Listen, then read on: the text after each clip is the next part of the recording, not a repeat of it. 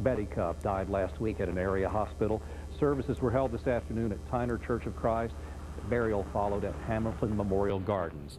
The Cup family asked donations be made in her memory to the Alzheimer's Association or the Martin Boyd Christian Home here in Chattanooga. We still don't know the identity of a body found last week in Marion County. A woman was delivering papers before dawn when she found the body on Highway 150 between Jasper and Tracy City. The Sheriff's Department says the body is that of a woman in her mid to late 60s with brown hair and hazel eyes. The medical examiner found no signs of assault, but says she had a golf ball-sized tumor on the side of her neck.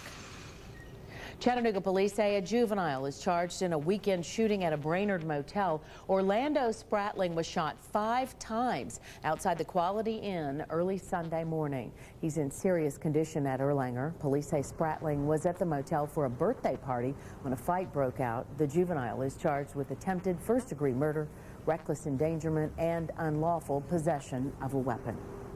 Well, the former owner of New Markets is talking to Eyewitness News for the first time since we opened an investigation into the company 2 weeks ago. Now, this is one of those companies that promised to sell your items on eBay, but customers say New Markets abandoned its stores and ran off with their money.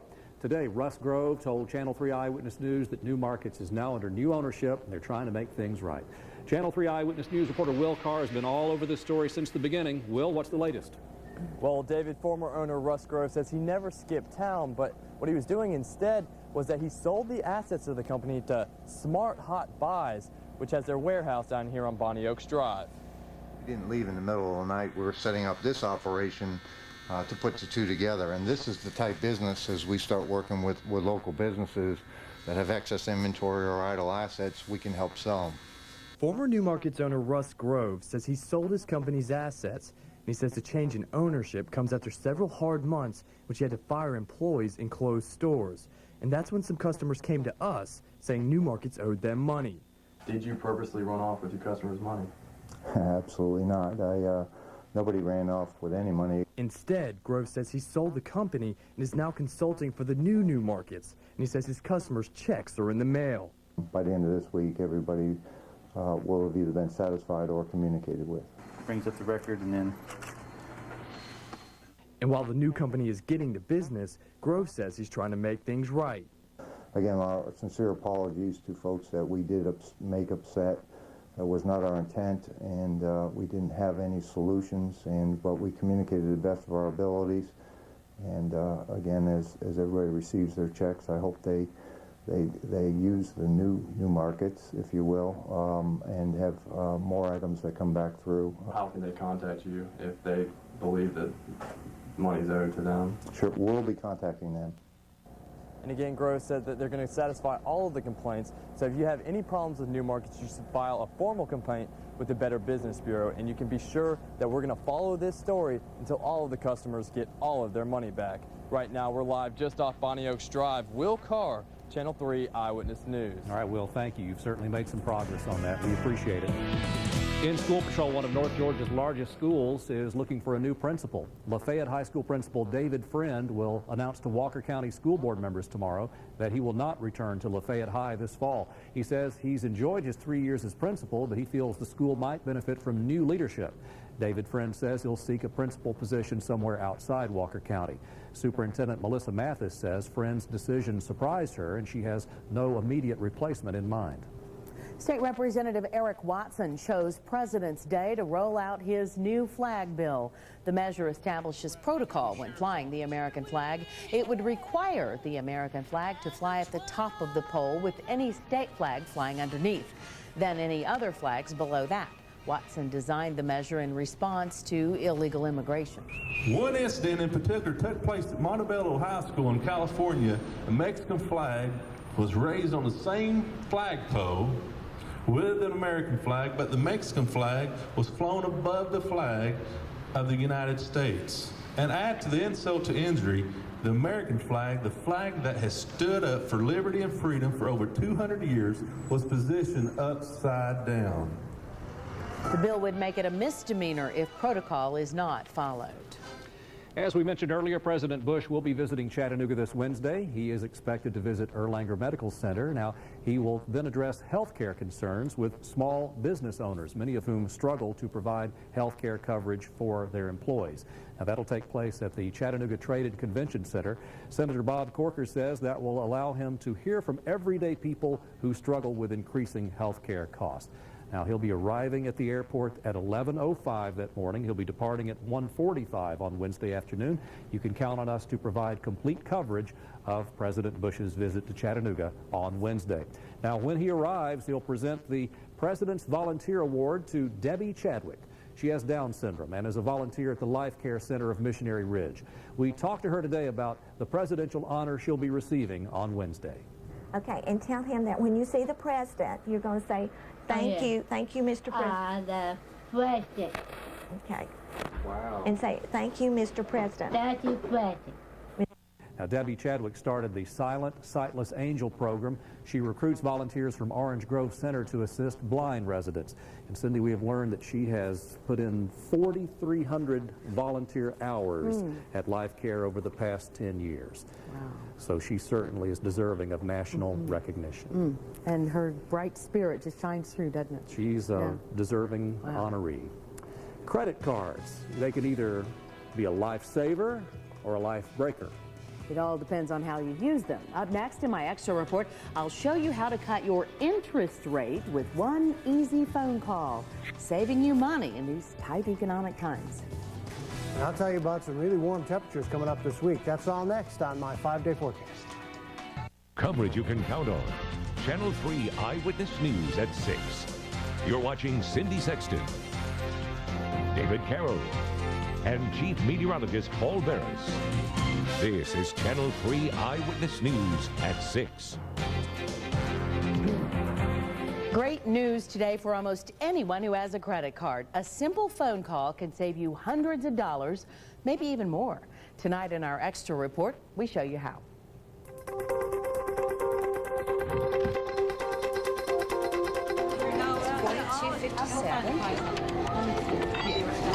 Credit card companies want your business. The higher the interest rate, the more money they make. But there's a lot of competition out there with offers pouring in to good customers every day.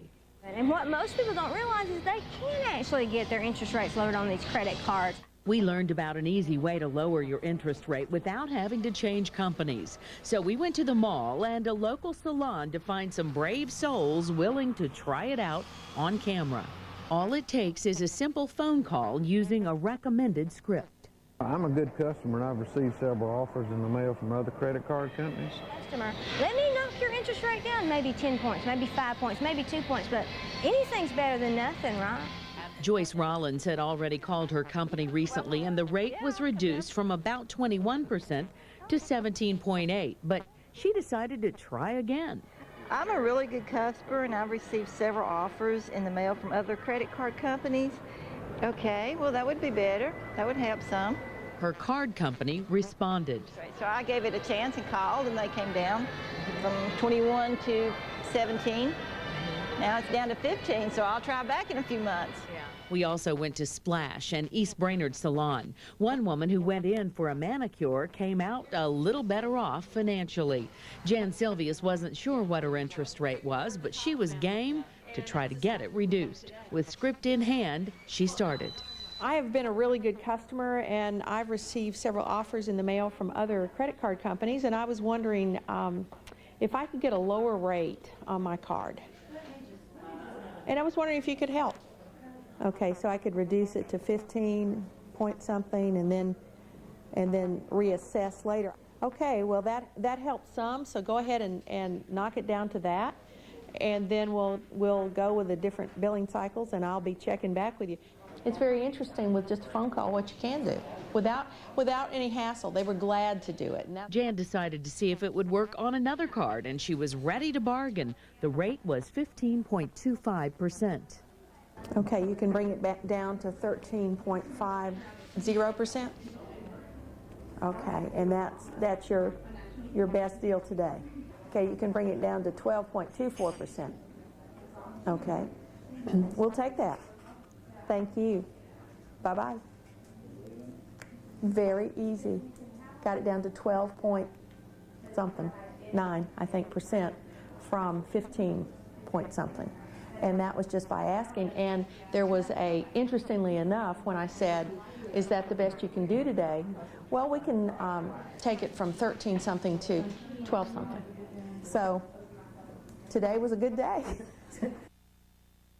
Sure was. Nice surprise there. The script is easy. What we've learned so far is the credit card companies are expecting this, and they're ready to deal in most cases when you call. If you'd like a copy of the script and more information, we have posted them on our website. Go to WRCBTV.com. You can print out the script for yourself and make that call. Oh, I'll do it later. Okay, all right. It might take you a couple of minutes. Yeah, I better do that during the commercial. You might get put on hold. Thanks for the script, and yeah, go to the website. You got to do this, folks. Those frigid temperatures from the weekend may be behind us this week. Chief Meteorologist Paul Barris has a warmer forecast coming up. Tonight, the news on women and heart disease and the new pictures of President Kennedy not seen until today. That and more straight ahead here tonight on Nightly News. Channel 3 Storm Alert Weather is sponsored by Health Spring. Get more from your Medicare with Health Spring. We were talking about some tragedies involving fires a little bit earlier in the show. The good news is this week you won't have to build so many fires. That's true. And hopefully, you know, everybody won't use as much heat and save some money, too. We're going to have temperatures climbing into the 60s to near 70 by the middle of the week. That'll be nice. Let's check out the old radar. That's right. A few sprinkles that popped up on the old radar screen, mainly over the Blue Ridge Mountains. At 5 o'clock, they were right over the Chattanooga area. Now it's right over Murphy and Andrews, North Carolina. So we'll zoom in a little bit closer out through Monroe County, some scattered showers all the way to just about Murphy, Andrews up here.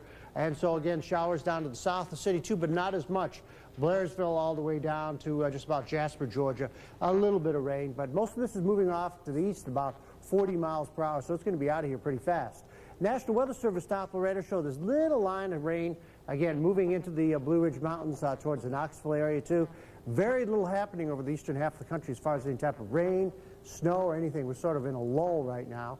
Again, most of the clouds sitting right over our heads, but to the west of the city, there's some breaks in that cloud cover as the warm air is trying to move into the cold air, and the temperatures are still real cold up over the northeast. I think it's going to remain fairly cold up there, too. If they warm up, it's just going to be very temporary. For us, though, we're going to see some warming for the rest of this week. This cold front's going to try and come in, but as it does, it'll slow down, and we'll see some showers develop out ahead of it. As that cold front gets closer, that moisture will be flowing in, and a typical happenstance around here when we get that rain.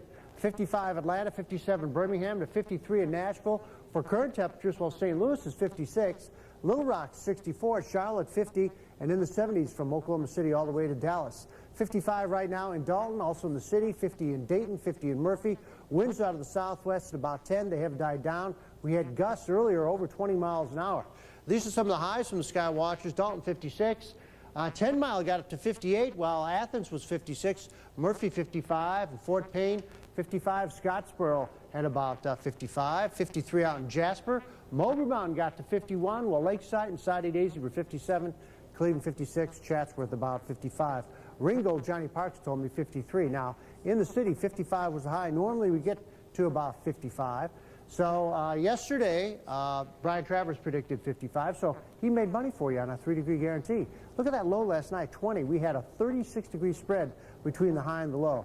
Now for tomorrow night and into Wednesday morning, about a quarter to a half inch of rain on the average around the Tennessee Valley. Better chance for the heavier rain south of the city as that moisture flows in. And then the cold front dives in too, and this little wave will disappear. The sun will be coming back. We'll call it partly cloudy for the worst coming up into Thursday, so it's looking pretty good. Tonight, though, maybe a sprinkle east of the city, 38 for the low. For tomorrow, 55. Pretty good chance for showers by afternoon with the southwesterly wind. Tomorrow night, 48 for the low. Good chance for rain, maybe a thunderstorm with southwesterly winds at 5 to 10.